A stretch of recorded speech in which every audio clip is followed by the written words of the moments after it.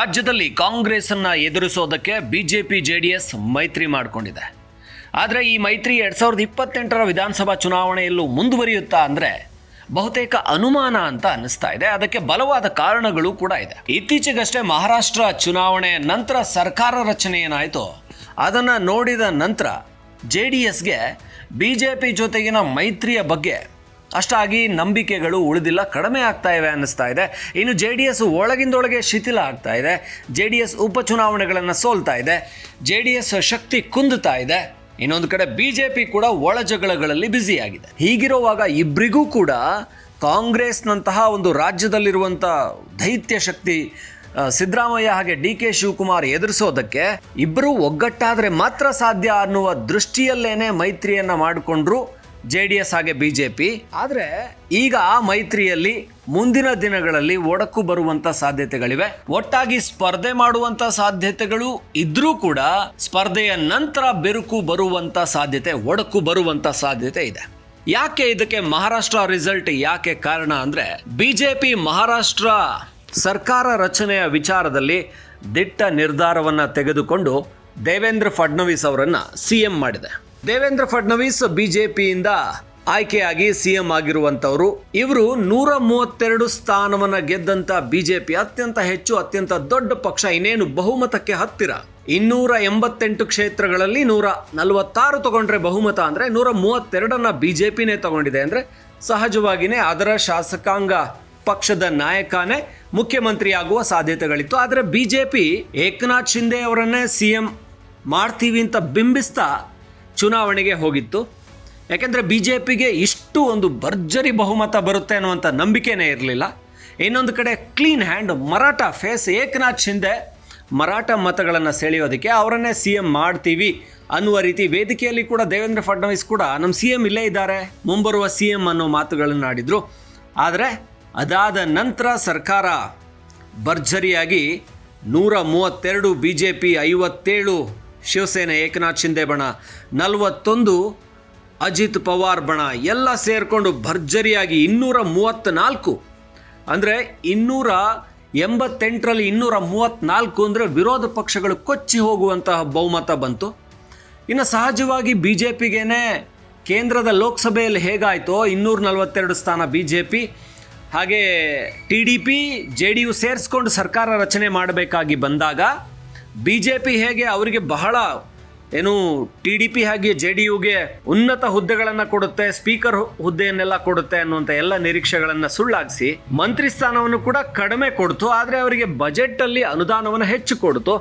ಆ ರೀತಿಯ ಲೆಕ್ಕಾಚಾರ ಇಟ್ಕೊಂಡು ಮೋದಿ ಸರ್ಕಾರ ಲೋಕಸಭೆಯಲ್ಲಿ ಹೇಗೆ ರಚನೆ ಆಯಿತು ಹಾಗೇನೆ ಮಹಾರಾಷ್ಟ್ರದಲ್ಲಿ ಕೂಡ ದೇವೇಂದ್ರ ಫಡ್ನವೀಸ್ ಅವ್ರನ್ನ ಸಿಎಂ ಮಾಡಲಾಯಿತು. ಹೆಚ್ಚು ಕಡಿಮೆ 10-12 ದಿನಗಳ ನಂತರ ಮನವೊಲಿಸಿ ಏಕನಾಥ್ ಶಿಂದೆ ಅವ್ರನ್ನ D C M, Ajit Pawar ಅವ್ರನ್ನ ಡಿ ಸಿ ಎಂ ಮಾಡಲಾಯಿತು. ಅದು ಸಂಖ್ಯಾಬಲದ ಆಧಾರದ ಮೇಲೆ ನೋಡೋದಾದ್ರೆ ಒಪ್ಕೊಳ್ಳೇಬೇಕಾಗಿತ್ತು. ಯಾಕಂದರೆ ಬಿ ಜೆ ಪಿ ಶಿವಸೇನೆಯ 2ಕ್ಕಿಂತ ಹೆಚ್ಚು, ಅಂದರೆ ಶಿವಸೇನೆ 57 ತಗೊಂಡ್ರೆ ಬಿ ಜೆ ಪಿ 132, 2 ಪಟ್ಟು, ಅದಕ್ಕಿಂತ 2 ಪಟ್ಟಿಗಿಂತ ಹೆಚ್ಚು ಸ್ಥಾನಗಳನ್ನು ಗೆದ್ಕೊಂಡಿತ್ತು. ಸಹಜವಾಗಿಯೇ ಸಿ ಎಂ ಸ್ಥಾನ ಬಿ ಜೆ ಪಿಗೆ ಸಿಗಬೇಕಾಗಿತ್ತು, ಅದು ಸಿಕ್ತು. ರಾಜ್ಯದಲ್ಲಿ ಕೂಡ 2028ರಲ್ಲಿ ಕರ್ನಾಟಕದಲ್ಲಿ ವಿಧಾನಸಭಾ ಚುನಾವಣೆ ಆದರೆ ಇದೇ ರಿಫ್ಲೆಕ್ಟ್ ಆಗುವಂಥ ಸಾಧ್ಯತೆಗಳಿದೆ. ಜೆ ಡಿ ಎಸ್ ಒಂದು 17 ಸ್ಥಾನಗಳಲ್ಲಿ ಇರುವಂಥದ್ದು ಅಧಿಕಾರದಲ್ಲಿ, ಹೆಚ್ಚು ಅಂದರೆ ಜೆ ಡಿ ಎಸ್ ಒಂದು 20, 25, 30 ಸ್ಥಾನಗಳಲ್ಲಿ ಸ್ಪರ್ಧೆ ಮಾಡಬಹುದು ಬಿಜೆಪಿ ಜೆ ಡಿ ಎಸ್ ಮೈತ್ರಿ ಮಾಡಿಕೊಂಡ್ರೆ. ಮಂಡ್ಯ ಹಾಗೆ ರಾಮನಗರ ಈ ಭಾಗದಲ್ಲಿ, ಚಿಕ್ಕಬಳ್ಳಾಪುರ, ಕೋಲಾರ ಭಾಗದಲ್ಲಿ ಬಿಜೆಪಿ ಜೆ ಡಿ ಎಸ್ ಒಂದಷ್ಟು ಸೀಟ್ ಶೇರನ್ನು ಬಿಜೆಪಿ ಕೊಡಬಹುದು. ಹಾಗೆ ತುಂಬ ಸ್ಟ್ರಾಂಗ್ ಆಗಿರುವಂಥ ಜೆ ಡಿ ಎಸ್ ಉತ್ತರ ಕರ್ನಾಟಕ ಭಾಗ ಅಂತ ಬಂದರೂ ಕೂಡ ಕೆಲವೊಂದು ಭಾಗದಲ್ಲಿ ಇಂಡಿ ಅಂತ ಒಂದು ಮತಕ್ಷೇತ್ರ ವಿಜಯಪುರದಲ್ಲಿ, ಹಾಗೆ ಬೇರೆ ಬೇರೆ ಕೆಲವೊಂದು ಮತಕ್ಷೇತ್ರ ಬಂಡಪ್ಪ ಕಾಶಂಪುರ ಇರುವಂಥ ಬೀದರ್ ದಕ್ಷಿಣ, ಇಲ್ಲೆಲ್ಲ ಜೆ ಡಿ ಎಸ್ಗೆ ಟಿಕೆಟನ್ನು ಕೊಡ್ಬೋದು ಬಿ ಜೆ ಪಿ. ಈ ರೀತಿಯ ಸೀಟ್ ಹಂಚಿಕೆ ಆಧಾರದ ಮೇಲೆ ಜೆ ಡಿ ಎಸ್ ಒಂದು 25-30 ಕ್ಷೇತ್ರಗಳನ್ನು ಗೆದ್ದರೂ ಕೂಡ ಬಿ ಜೆ ಪಿ 100 ಕ್ಷೇತ್ರಗಳನ್ನು ಗೆದ್ಕೊಂಡಿದ್ರೆ ಸಹಜವಾಗಿ ನಿಮಗಿಂತ 2 ಪಟ್ಟಿಗಿಂತ ಜಾಸ್ತಿ ಗೆದ್ದಿರೋದು ನಾವು. ಮುಖ್ಯಮಂತ್ರಿ ಸ್ಥಾನ ನಮಗೆ, ನೀವು ಬೇಕಾದ್ರೆ ಡಿ ಸಿ ಎಂ ಆಗಿ ಅಂತ ಹೇಳಿ ಬಿ ಜೆ ಪಿ ಏನಾದರೂ ಆವಾಗ ಮಾತಾಡುತ್ತೆ ಅಂದರೆ ಸಹಜವಾಗಿ ಆವಾಗ ಹೇಳುತ್ತೆ ಬಿ ಜೆ ಪಿ ತನ್ನ ಕೈಯಲ್ಲಿ ಬಹುಮತಕ್ಕೆ ಭಾಳಷ್ಟು ಹತ್ತಿರ ಆಗುವಂಥ ಅಷ್ಟು ಸ್ಥಾನಗಳಿದ್ದಾಗ ಬಿಜೆಪಿ ಮಹಾರಾಷ್ಟ್ರಲ್ಲಿ ಹೇಳ್ದಾಗೇನೆ ಅಲ್ಲೂ ಕೂಡ ಹೇಳುವಂತ ಸಾಧ್ಯತೆಗಳು ಇರುತ್ತೆ. ಆಗ HD ಕುಮಾರಸ್ವಾಮಿ ಏನ್ ಯೋಚನೆ ಮಾಡ್ತಾರೆ, ನನಗ್ CM ಆಗ್ಬೇಕು ಅನ್ನುವಂತ ಆಸೆ ಇದೆ ಅಂತ ಮೊನ್ನೆ ಉಪಚುನಾವಣೆಯಲ್ಲಿ ಕೂಡ ಹೇಳ್ಕೊಂಡಿದ್ದಾರೆ. 2028ರಲ್ಲಿ ಮತ್ತೆ ಬರ್ತೀವಿ, ಮತ್ತೆ ನಾವೇ ಗೆದ್ದು ಬಂದ್ರೆ ನಾನೇ ನಿಮ್ಗೆ ಎಲ್ಲ ಯೋಜನೆಗಳನ್ನು ಮಾಡ್ಕೊಡ್ತೀನಿ ಅಂತ HD ಕುಮಾರಸ್ವಾಮಿ ಹೇಳಿದ್ದಾರೆ. ಅಂದ್ರೆ ಅವ್ರಿಗೆ CM ಆಗ್ತೀನಿ ಅನ್ನೋ ಮನಸ್ಸಿದೆ, CM ಆಗ್ಬೇಕು ಅಂತ ಮತ್ತೆ ಹೇಳ್ತಾ ಇದ್ದಾರೆ ಆಗಾಗ. ಹಾಗಾಗಿ ಕುಮಾರಸ್ವಾಮಿ ಅವ್ರಿಗೆ ನಿಮಗೆ CM ಸ್ಥಾನ ಕೊಡಲ್ಲ, ಬೇಕಾದ್ರೆ ನಮ್ ಜೊತೆ ಸರ್ಕಾರ ಮಾಡ್ತೀರಿ, ಈಗ ಏನು ಚುನಾವಣಾ ಪೂರ್ವ ಮೈತ್ರಿನೇ ಇರೋದ್ರಿಂದ ಸಹಜವಾಗಿನೇ ನಮ್ ಜೊತೆ ಸೇರ್ಕೊಂಡ್ರೆ ನಿಮ್ಗೆ DCM ಕೊಡ್ತೀವಿ, ಹಾಗೆ ಮಂತ್ರಿ ಸ್ಥಾನಗಳನ್ನು ಕೊಡ್ತೀವಿ ಅನ್ನುವಂತ ಗ್ಯಾರಂಟಿಯನ್ನ ಕೊಡ್ತಾರೆ. ಆ ರೀತಿ ಲೆಕ್ಕಾಚಾರ ಒಪ್ಪಂದ ಬಂದಾಗ JDSಗೆ CM ಸ್ಥಾನ ಸಿಗೋದಿಲ್ಲ, HD ಕುಮಾರಸ್ವಾಮಿ ಕೇಂದ್ರದಲ್ಲಿ ಮಂತ್ರಿಯಾಗಿ ಉಳಿಬೇಕಾಗುತ್ತೆ. ಆ ಕಾರಣಕ್ಕೆ ಇಲ್ಲಿ JDS BJP ಮೈತ್ರಿ ವಿಚಾರದಲ್ಲಿ JDS ಯಾವುದಕ್ಕೂ ಮೈತ್ರಿ ಪ್ರಕಾರ ಹೋದ್ರೆ ಚುನಾವಣಾ ಪೂರ್ವದಲ್ಲೇನೆ ಮಹಾರಾಷ್ಟ್ರ ತಲ ಅಲರ್ಟ್ ಆಗ್ಬಿಟ್ಟು BJP ಮೊದಲೇನೆ ನಾವು ಗೆದ್ರೂ ಕೂಡ ನಿಮ್ CM ಸ್ಥಾನ ಕೊಡೋದಿಲ್ಲ ಅನ್ನುವ ಆ ಕಂಡೀಷನ್ ಏನಾದ್ರು ಹಾಕುತ್ತಾ ಅನ್ನುವ ಕಾರಣಕ್ಕೆ BJPಯಿಂದ ಮೈತ್ರಿಯನ್ನ ಸ್ವಲ್ಪ ಮುರ್ಕೊಂಡು ದೂರ ಇರೋದು ಒಳ್ಳೇದು. ನಿಧಾನಕ್ಕೆ ನಾವು ರಾಜ್ಯದಲ್ಲಿ ಸಂಘಟನೆಯನ್ನ ಹೆಚ್ಚು ಬಲಪಡಿಸ್ಕೊಳ್ತಾ ಎಲ್ಲ ಕ್ಷೇತ್ರಗಳಲ್ಲೂ ಕೂಡ ಹೆಚ್ಚಿನ ಸದಸ್ಯರನ್ನ ಮಾಡ್ಕೊಳ್ತಾ ನಾವು ಒಂದು 50 ಕ್ಷೇತ್ರಗಳನ್ನ ಗೆಲ್ಲೋಕೆ ರೆಡಿ ಆದ್ರೆ ಆಗ BJPನೂ ನಮ್ಮ ಕಾಲ್ಬಡ್ಡೆಗೆ ಬರುತ್ತೆ, ಕಾಂಗ್ರೆಸ್ಸು ನಮ್ಮ ಕಾಲ್ಬಡ್ಡೆಗೆ ಬರುತ್ತೆ. ಇದನ್ನ JDS ಒಳಗಿಂದೊಳಗೆ ಲೆಕ್ಕಾಚಾರ ಹಾಕ್ತಾ ಇದೆ.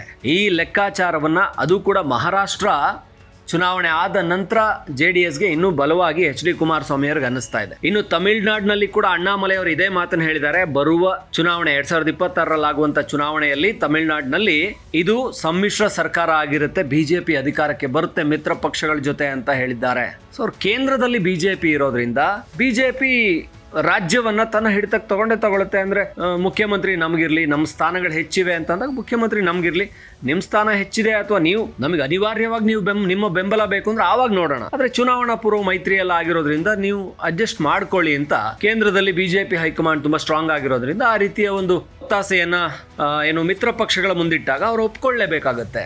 ಹಾಗಾಗಿ ಈಗಲೇ JDS ಮುಂದಿನ ವಿಧಾನಸಭಾ ಚುನಾವಣೆಯತ್ತ ಏನು ತಮ್ಮ ಕಣ್ಣನ್ನು ನೆಟ್ಟಿದೆ, ಆ ಕಡೆಗೆ ವಿಚಾರ ಮಾಡ್ತಾ ಇದೆ.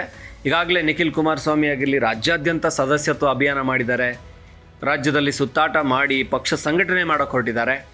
ಆದರೆ ಹೊರಡುವಾಗ ಅವರಿಗೆ ಇದು ಬರುವ ಮಹಾರಾಷ್ಟ್ರದಲ್ಲಾಗಿರುವಂಥದ್ದು ಮುಂದಿನ ದಿನಗಳಲ್ಲಿ ಇದು ಬಿಹಾರದಲ್ಲಿ ಕೂಡ ಇದೇ ಆಗ್ಬೋದು. ಯಾಕೆಂದರೆ ಬಿಹಾರ ಚುನಾವಣೆ ಇದೆ ಮುಂದಿನ ವರ್ಷ, ದೆಹಲಿ ಜೊತೆಗೆ ಬಿಹಾರ ಚುನಾವಣೆ ನಡೆಯುತ್ತೆ. ಅದಾದ ನಂತರ ತಮಿಳುನಾಡಿನಲ್ಲಿದೆ. ಇಲ್ಲೆಲ್ಲ ಕೂಡ BJPಯಲ್ಲಿ ಬಿಹಾರದಲ್ಲಿ JDU ಜೊತೆ ಮೈತ್ರಿ ಇದೆ, BJPನೇ ಅಧಿಕಾರ ಇಟ್ಕೊಂಡು DCMನ JDU ಕೊಡುವಂಥದ್ದು. ತಮಿಳುನಾಡಿನಲ್ಲಿ ಕೂಡ ಇದನ್ನೇ ಮಾಡುವಂಥದ್ದು. ಮಹಾರಾಷ್ಟ್ರ ಏನಿದೆ ಪಾಲಿಸಿಯನ್ನೇ ಅಲ್ಲೂ ಕೂಡ BJP ಇಂಪ್ಲಿಮೆಂಟ್ ಮಾಡಿದರೆ ಕರ್ನಾಟಕದಲ್ಲಿ ನಾನು ಮತ್ತೆ CM ಆಗುವ ಕನಸಿಗೆ ಕೊಳ್ಳಿ ಇಟ್ಟಂಗಾಗುತ್ತೆ. ಅದಕ್ಕೆ ನಾನೇ ಸಪ್ರೇಟಾಗಿ ಹೊರಬಂದು ಅಂದರೆ ಪಕ್ಷವನ್ನು ಬಲಪಡಿಸ್ಕೊಳ್ಳುವಂಥ ಕೆಲಸವನ್ನು ಈಗ ಸದ್ಯಕ್ಕೆ ಹೊರಬರದೇ ಇದ್ದರೂ ಕೂಡ ನಿಧಾನಕ್ಕೆ ರಾಜ್ಯಾದ್ಯಂತ ಒಂದು 50 ಕ್ಷೇತ್ರಗಳನ್ನು ಗೆಲ್ಲುವತ್ತ ನನ್ನ ಪಕ್ಷವನ್ನು ಸಂಘಟನೆ ಮಾಡ್ಕೊಳ್ಳೋದು ಒಳ್ಳೆಯದು ಅಂತ JDS ವಿಚಾರ ಮಾಡೋ ಸಾಧ್ಯತೆಗಳು ಕಾಣಿಸ್ತಾ ಇದೆ. ಯಾಕೆಂದರೆ ಕುಮಾರಸ್ವಾಮಿನ ಸ್ವತಃ ನಾನೇ CM ಆಗ್ತೀನಿ 2028ಕ್ಕೆ ಮತ್ತೆ ಬರ್ತೀನಿ, ಮತ್ತೆ ನಿಮಗೆ ಪಂಚರತ್ನ ಯೋಜನೆಗಳನ್ನ ಕೊಡ್ತೀನಿ ಅಂತ ಹೇಳ್ತಾ ಇದ್ದಾರೆ. ಅವ್ರಿಗೆ CM ಆಗಬೇಕು ಅನ್ನುವಂಥ ಕನಸಿದೆ. ಆದರೆ ಇದಕ್ಕೆ BJP ಅವಕಾಶ ಕೊಡೋದಿಲ್ಲ ಅಂತ ಕೂಡ ಈಗ ಮಹಾರಾಷ್ಟ್ರ ರಿಸಲ್ಟ್ ನಂತರ ಗೊತ್ತಾಗ್ತಾ ಇದೆ. ಇದು ಸದ್ಯಕ್ಕೆ ಆಗ್ತಾ ಇರುವಂಥ ಬೆಳವಣಿಗೆ. ಮತ್ತಷ್ಟು ಈ ರೀತಿ ರಾಜಕೀಯ ಬೆಳವಣಿಗೆಗಳನ್ನ ನಿಮಗೆ ಕೊಡ್ತಾ ಇರ್ತೀವಿ. ನೋಡ್ತಾ ಇರಿ ಒನ್ ಇಂಡಿಯಾ ಕನ್ನಡ.